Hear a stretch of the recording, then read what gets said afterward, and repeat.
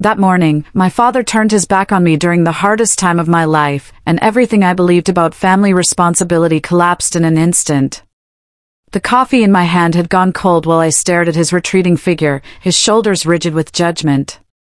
Have you ever felt invisible while everyone depends on you? I'm Haley Spencer, 32, a registered nurse who spent years being everyone's backup plan, emergency contact, and financial safety net. My father, once a steady presence who taught me about responsibility, now expected me to prop up his life as if my own struggles didn't exist. That morning, standing in his driveway after he'd refused to even discuss my surgery costs, I felt something crack inside me. Not anger exactly. Something quieter but more permanent. The sunlight caught dust particles floating between us, and I realized I'd been holding my breath. Waiting for him to turn around, to say something that acknowledged I was drowning too. He didn't. Just walked into his house and closed the door. The click of that lock echoed louder than any argument we'd ever had. My days had a rhythm, mechanical and relentless. Wake at 5:30, check phone for family emergencies, shower, then open my banking app before breakfast. Family bills. Standing order. Last-minute request.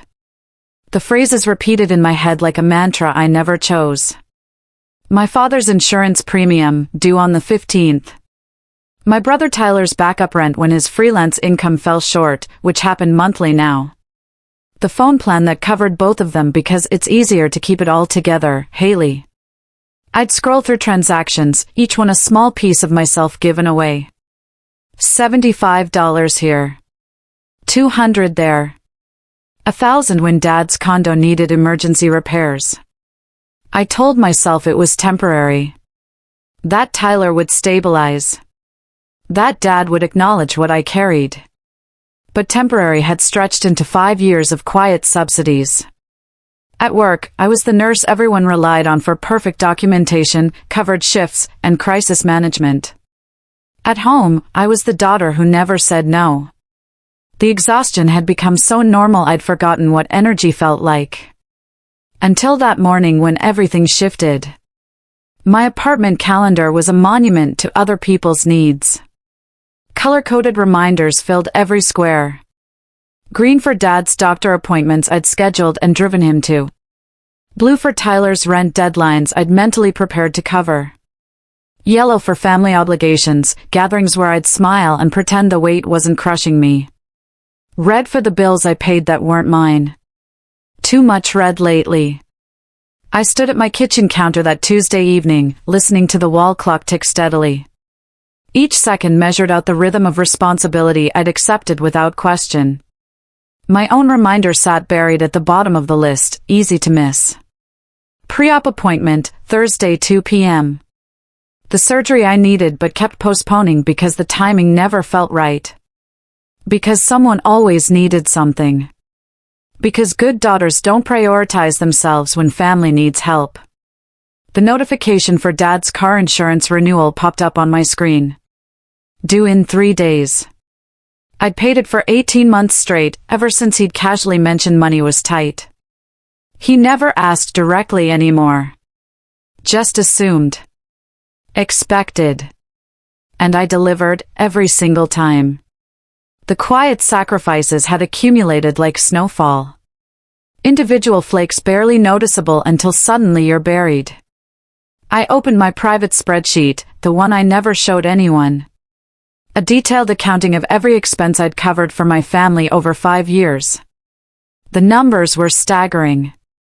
Tyler's rent assistance, 23 times. Dad's insurance, 18 months consecutive. Emergency car repairs for both of them. Medical bills when Dad refused to use his own savings. Groceries delivered when he claimed he couldn't afford them, though I'd seen his new golf clubs. The total sat at the bottom, highlighted in red. $47,612. Money I'd earned through double shifts, overtime, holiday work at the hospital.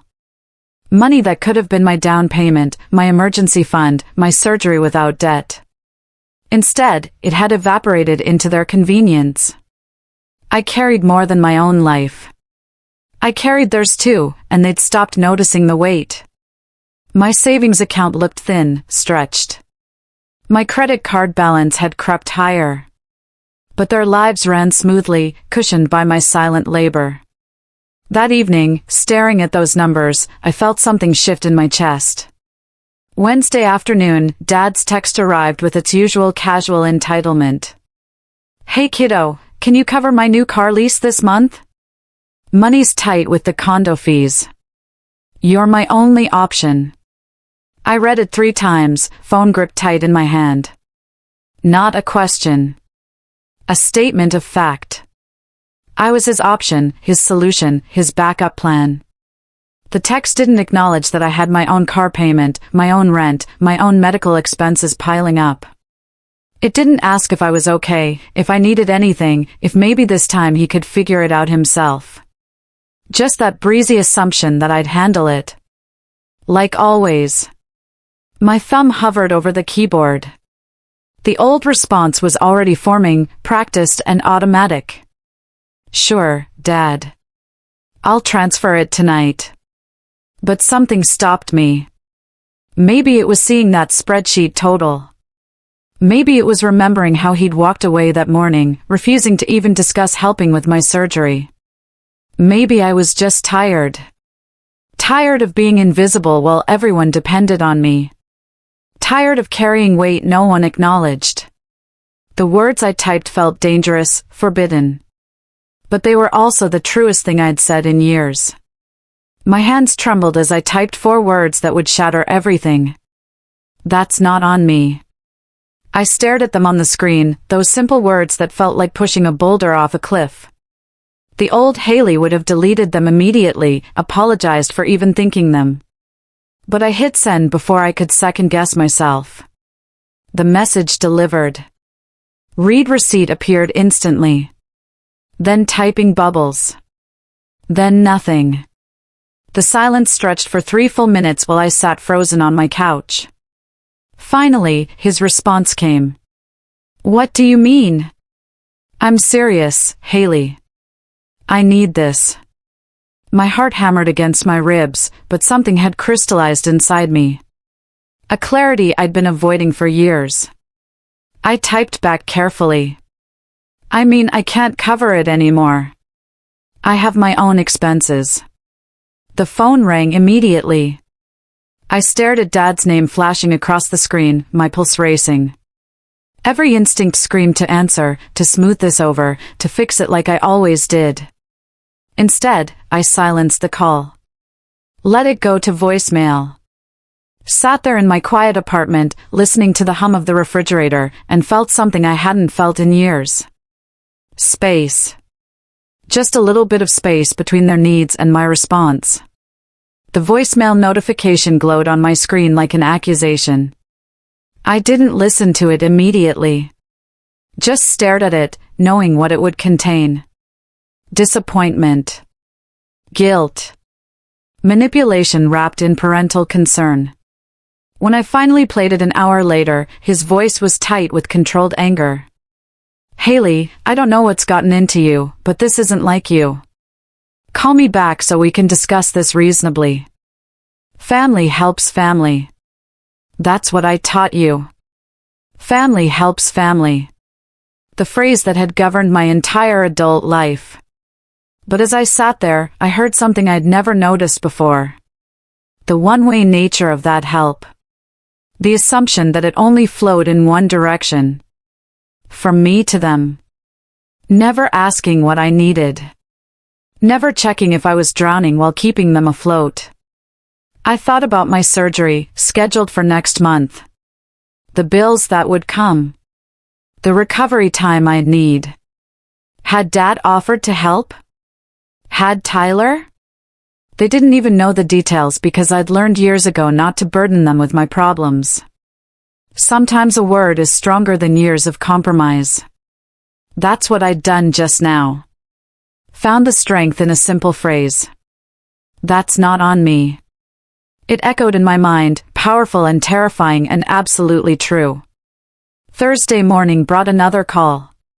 This time I answered, steadying my voice before speaking. Hi, Dad. Haley. His tone was cool, measured. The voice he used when he wanted to sound disappointed rather than angry. I think we need to talk about what's happening here. You can't just abandon your responsibilities. Responsibilities. The word sat heavy between us. My responsibility is to manage my own life, I said quietly. I've been covering your expenses for over a year. That has to stop. Covering? I never asked you to sacrifice yourself. You offered. The rewriting of history was breathtaking. Every casual text, every "if you could just help out this once," suddenly transformed into my voluntary choice. You stopped asking, I replied, my heart racing. You started expecting. There's a difference. Silence. Then his voice hardened. If this is how you're going to be, maybe you need some space to think about what family really means. Don't expect me at Sunday dinner. The threat landed exactly as intended. Sunday dinners were sacred, the weekly gathering where I pretended everything was fine. Being excluded meant being punished. Being labeled difficult. But instead of panic, I felt something unexpected. Relief. Lightness. Okay, I said simply. Okay? He sounded stunned. Take care, Dad. I ended the call. The guilt hit around 3 a.m. I lay awake, staring at my ceiling, my mind spinning through decades of conditioning. Good daughters don't say no. Family comes first. You're being selfish. The voices weren't mine, but they'd lived in my head so long I'd forgotten where they came from. I got up, made tea, sat at my kitchen table in the dark. Was I wrong? Was I being cruel, abandoning him when he needed help? But then I thought about the spreadsheet. Nearly $50,000 over 5 years. Thought about my own surgery I'd been postponing because I couldn't afford it while funding their lives. Thought about that morning he turned his back on me, walked into his house, closed the door on my pain. I whispered the words I needed to hear. You didn't raise me to say yes to everything. You raised me to be responsible. And I'm finally being responsible for myself. The phrase settled something inside me. This wasn't abandonment. This was boundaries. This was survival. As dawnlight crept through my kitchen window, I opened my laptop. Time to undo what I'd spent years building. The architecture of my own depletion. Friday morning, I began the ritual of reclaiming my life. Each action was small but seismic. First, the phone plan. I called the carrier, explained I needed to remove 2 lines. The representative walked me through it, professional and unaware she was helping me dismantle my family's dependence. The other numbers will need to establish their own accounts, she explained. Understood, I said, clicking confirm with hands that barely trembled now. Next, the autopay on Dad's insurance. I logged into my account, found the recurring payment, selected cancel. A pop-up asked if I was sure. I clicked yes without hesitation. Tyler's rent backup, the standing transfer I'd set up months ago. Deleted. Each click felt like cutting a rope that had been pulling me underwater. By noon, I'd removed myself from 4 recurring obligations. My banking app looked cleaner, simpler. Just my expenses now. Just my responsibility. The expected guilt never fully materialized. Instead, I felt capable. Strong.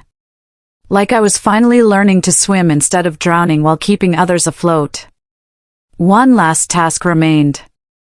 The apartment lease I'd been researching for weeks, a place that would be entirely mine. I pulled up the application and began filling it out. The new apartment lease sat on my screen, waiting for my signature. 1 bedroom, 3rd floor, overlooking a quiet street lined with trees. Rent I could actually afford without subsidizing anyone else. The virtual signature pad glowed at the bottom of the document. I'd toured it last month but told myself the timing wasn't right. Dad might need help. Tyler's income was unstable. I should wait. But wait for what? For them to suddenly become financially independent? For permission I'd never receive? My finger traced the signature line on my laptop screen.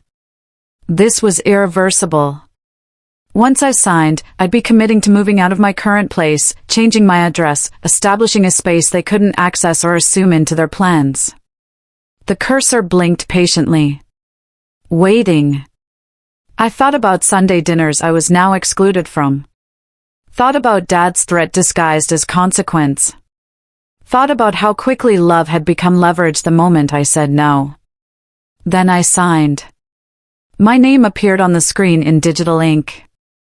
Document completed flashed across the top. Move-in date set for 3 weeks from now.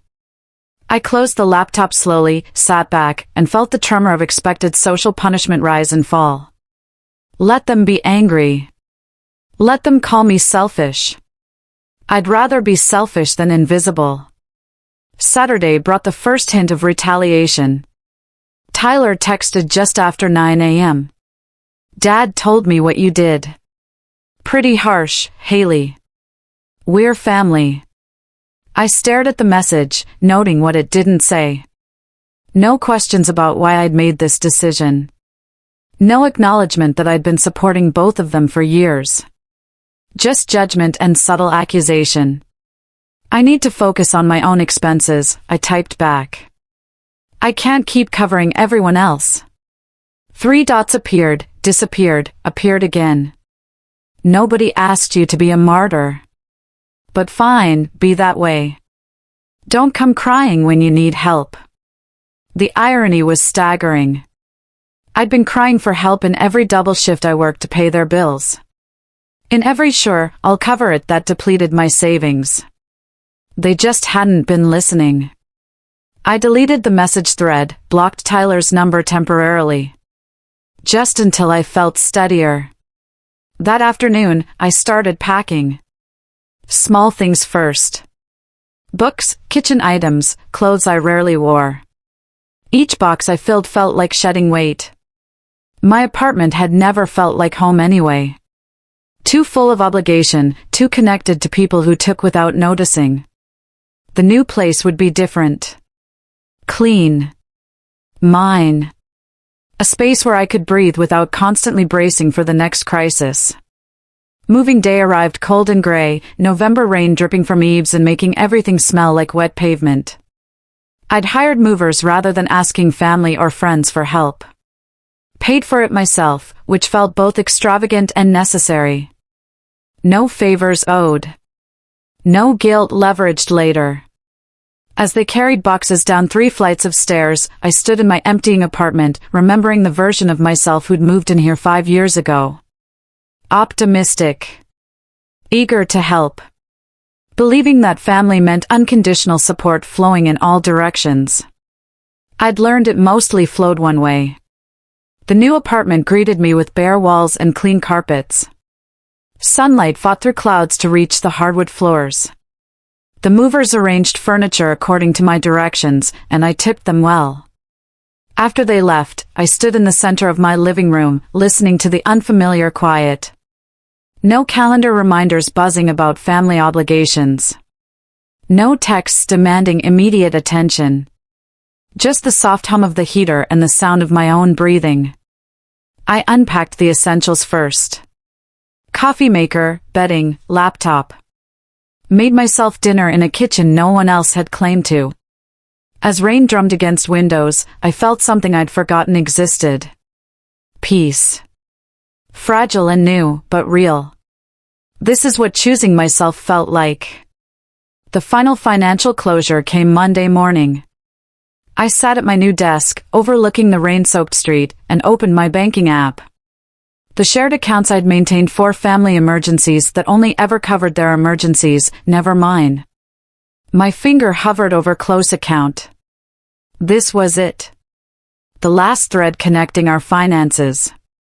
The last way they could passively expect my money to solve their problems. I clicked it.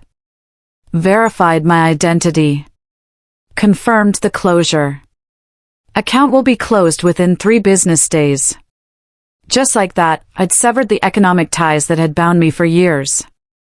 My phone buzzed immediately. Dad calling. I let it go to voicemail. Then Tyler. Voicemail. Then Dad again. They'd gotten the automatic notification. Could see the account being closed. Could feel the safety net dissolving beneath them. Part of me ached to answer, to explain, to smooth it over. But I'd spent years explaining, smoothing, fixing. They'd never once asked what it cost me. I powered down my phone completely, made fresh coffee, and sat by the window watching rain create rivers in the street below. Freedom is quieter than revenge. That's what I'd learned these past weeks. It doesn't announce itself with drama. It just settles into your bones slowly, making everything feel lighter. That evening, I allowed myself something I'd deferred for months. I cooked. Not a quick meal between shifts, not takeout eaten standing at the counter. Real cooking. Pasta with homemade sauce, garlic bread, a salad with vegetables I'd picked carefully at the market. I set my small table with the dishes I'd unpacked that afternoon. Lit a candle I'd bought just because I liked the scent. Poured wine into a glass that wasn't chipped or borrowed. Sat down alone and ate slowly, tasting everything. No phone buzzing with demands. No mental calculations of who needed what. No guilt seasoning every bite. Just food I'd prepared for myself, in a space that was entirely mine. The candlelight flickered against clean walls. My walls now. Through the window, city lights blinked on as evening deepened. Somewhere out there, Dad and Tyler were probably calling me selfish, ungrateful, abandoning. Let them. I'd abandoned the version of myself who believed love meant depletion. Who thought family required sacrifice without reciprocity. This meal, this moment, this quiet satisfaction, it was mine. Earned through boundaries I'd finally learned to set. I raised my glass in a silent toast to the woman I was becoming. Stronger. Clearer. Free. Wednesday brought the expected escalation. An email from Dad, formal and cold. Haley, your mother would be disappointed in how you're treating family. If you can't see your way to being part of this family properly, don't expect to be welcome at Thanksgiving or Christmas. We won't be there for you when you finally realize what you've lost. The mention of Mom hit exactly where he'd aimed it. She died 6 years ago, and he'd invoked her memory like a weapon. But I thought about what Mom had actually said during her last months. Haley, you give too much. Save some of yourself for you. She'd seen it even then. The pattern I'd fallen into, the depletion I'd normalized. I read Dad's email 3 times, feeling the intended guilt rise and fall like waves. But underneath it, something unexpected emerged. Relief. He'd made it explicit now. Love in our family came with conditions. Support was transactional. And when I stopped paying, I stopped belonging. But that wasn't family. That was extortion wearing a holiday sweater. I drafted a response, kept it brief. I choose peace over guilt, Dad. I hope eventually you'll understand. Sent it without reading it again. Then I archived the entire conversation, removing it from my inbox. Out of sight, gradually out of mind. Thursday afternoon, Tyler showed up at my workplace. I was finishing a 12-hour shift, exhausted but satisfied with the care I'd provided. He waited by my car, arms crossed, expression hard. Seriously, Haley? You won't even answer calls now? I unlocked my car slowly, buying time. I needed space, Tyler. I still do. Space from family? That's messed up. Dad's really hurt. So am I.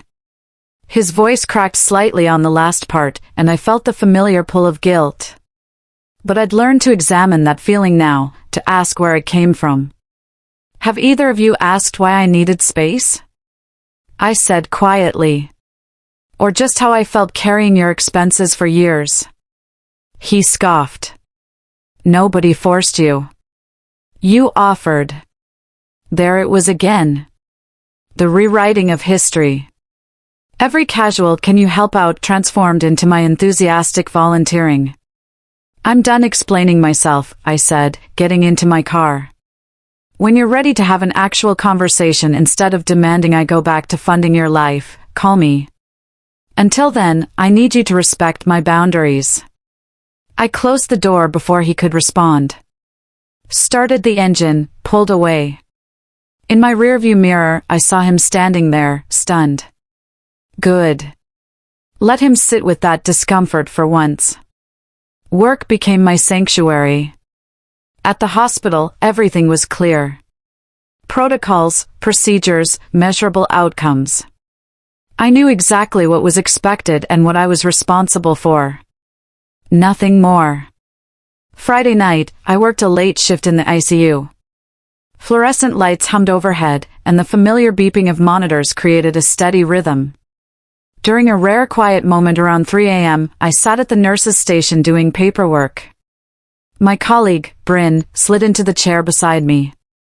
You seem different lately, she observed. Good different. Lighter somehow. I looked up, surprised. Really? Really. Whatever you're doing, it's working. You've always been great at your job, but now you look like you're actually living instead of just surviving. Her words settled into me, warm and validating. I hadn't realized the change was visible to others. I set some boundaries with my family, I said carefully. It's been hard, but necessary. Bryn nodded knowingly. The hardest boundaries usually are. Good for you, Haley. Seriously. After my shift ended, driving home through pre-dawn darkness, I thought about her words. Lighter. Living instead of surviving. Maybe freedom wasn't just about financial independence. Maybe it was about reclaiming the energy I'd spent managing everyone else's chaos. Energy I could finally use for myself. Sunday morning, my first real test arrived. Not from family, but from my own circumstances. I woke to find my bathroom sink leaking, water pooling on the floor, threatening the apartment below. My immediate instinct was panic. This could have broken me years ago. One emergency when my savings were depleted from covering everyone else's problems, my credit cards maxed from their conveniences. But now, I had an emergency fund. Small, rebuilding, but real. I called maintenance immediately. They arrived within an hour, assessed the damage, explained the repair needed. It'll be about $300 to fix properly, the plumber said. And we should check the pipe in the wall to make sure there's no additional damage. $300. Pre-boundary Haley would have spiraled. Would have calculated how many shifts she'd need to work, what bills she could defer, which family member she could ask for help while still owing them money. New Haley pulled out her credit card, paid the deposit, and felt nothing but relief that she could handle it. The plumber worked efficiently, replacing pipes and testing connections. By noon, everything was fixed, dried, back to normal. I stood in my bathroom afterward, running water and watching it drain properly, feeling absurdly proud. I'd handled it. By myself. For myself. This is what self-reliance felt like. Solid. Reliable. Mine. That evening, I fixed the bathroom faucet handle that had been loose since I moved in. Something I'd have normally called maintenance for, but I wanted to try myself. I watched a tutorial video, gathered the tools I needed, and worked carefully until the handle tightened perfectly. Such a small thing. But as I tested it, turning the water on and off smoothly, I felt disproportionately accomplished. This was symbolic of something bigger. Learning to trust myself. Learning that I could solve my own problems without depleting myself for others first.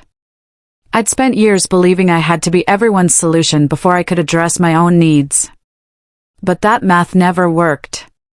There was never enough of me left over. Now, prioritizing myself first meant I actually had capacity, energy, resources. Not because I was selfish, but because I wasn't being drained constantly. That night, I sat on my couch with herbal tea, looking around my small apartment. Everything here served me. No shared spaces negotiated around other people's preferences. No compromises that left me uncomfortable in my own home. Just my choices, my comfort, my peace. I'm finally learning to trust me. The phrase echoed in my mind as I drifted toward sleep, content and complete in my solitude. 2 weeks later, Dad showed up unannounced. I heard the knock Saturday morning while making breakfast. Through the peephole, I saw him standing there, looking older somehow. Smaller. I opened the door but didn't invite him in. Dad. Haley. His voice was careful, uncertain. Can we talk? Here's fine, I said, staying in the doorway. He glanced past me at my apartment, seeing the space he'd never been invited into. The life I'd built without his input or approval. Your brother said you blocked him. That you're cutting us off completely. I set boundaries, I corrected. That's not the same as cutting off. Feels the same from where I'm standing. His jaw tightened. I raised you better than this. Family takes care of each other. There it was. The core belief that had governed everything. Family should take care of each other, I agreed. But for years, it was only me taking care of you and Tyler. That's not family. That's dependence. We never asked for charity. You never asked for anything. You just expected. There's a difference. He was quiet for a moment. I came here to see if you'd help with the car lease. Just this month. I'll figure it out after. No, Dad. The word felt clean. Final. I won't. His face hardened at my refusal. So that's it? You're just done with us. I'm done being your safety net while you ignore that I'm struggling too. Do you even know I'm having surgery next month? Confusion crossed his face. Real confusion. What surgery? Exactly.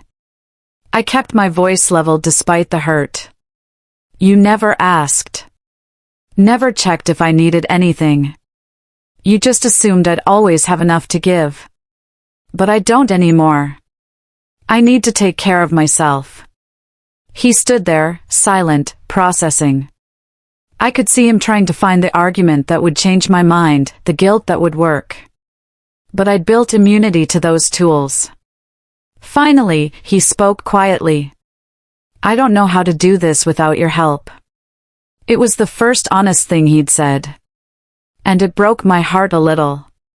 But it also clarified everything. Then you'll learn, I said gently. Like I'm learning to live without constantly worrying about everyone else. This isn't who you are, Haley. No. This is exactly who I am. The person underneath all the obligation. And I'm okay with her. He turned to leave, paused. When you change your mind, I won't, I interrupted. But when you're ready to have a relationship that doesn't require me to fund it, call me. He left without responding. I closed the door, leaned against it, and let the shaky breath out. It wasn't satisfaction I felt. Just clarity. Sad, painful clarity about what our relationship had really been.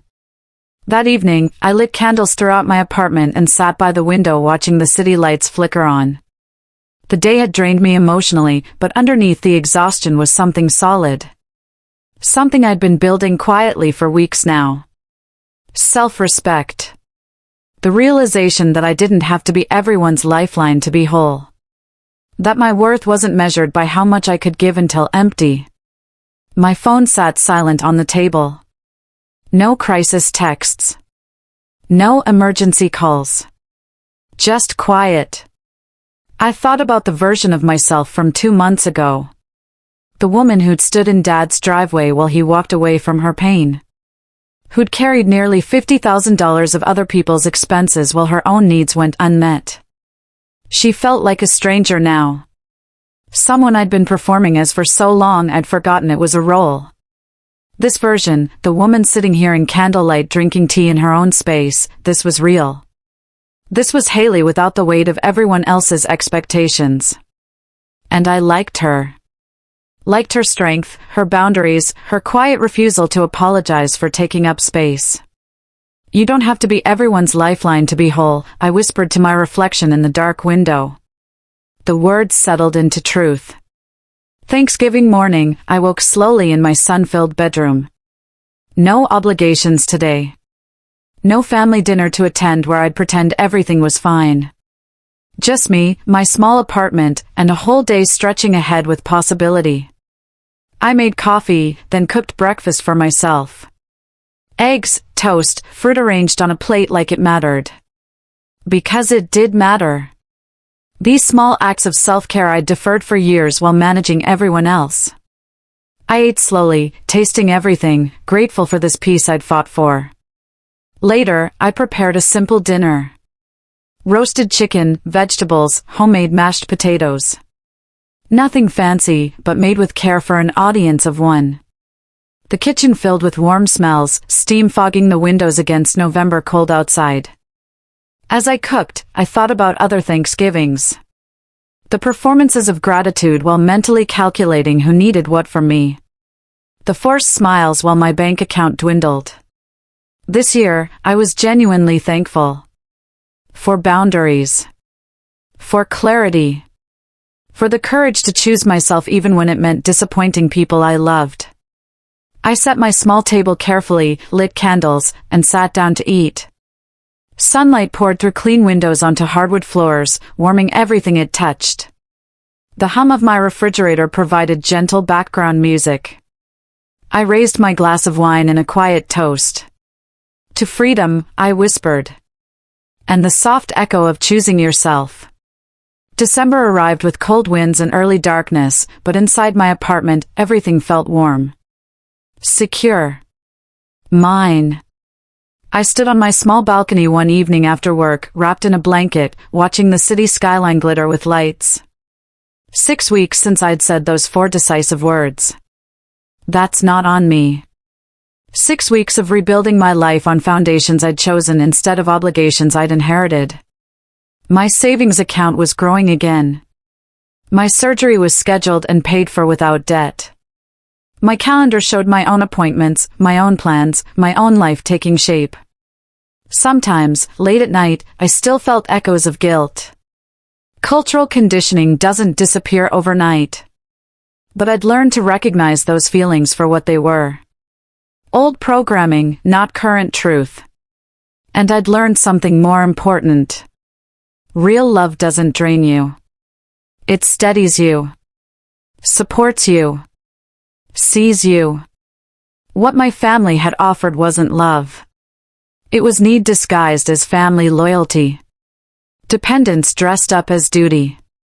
I pulled up my phone, opened my notes app, and typed something I wanted to remember. Freedom isn't loud. It's the soft echo of choosing yourself.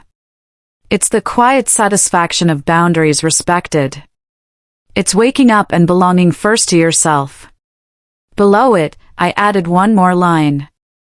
If you've ever chosen peace over guilt, you're not alone.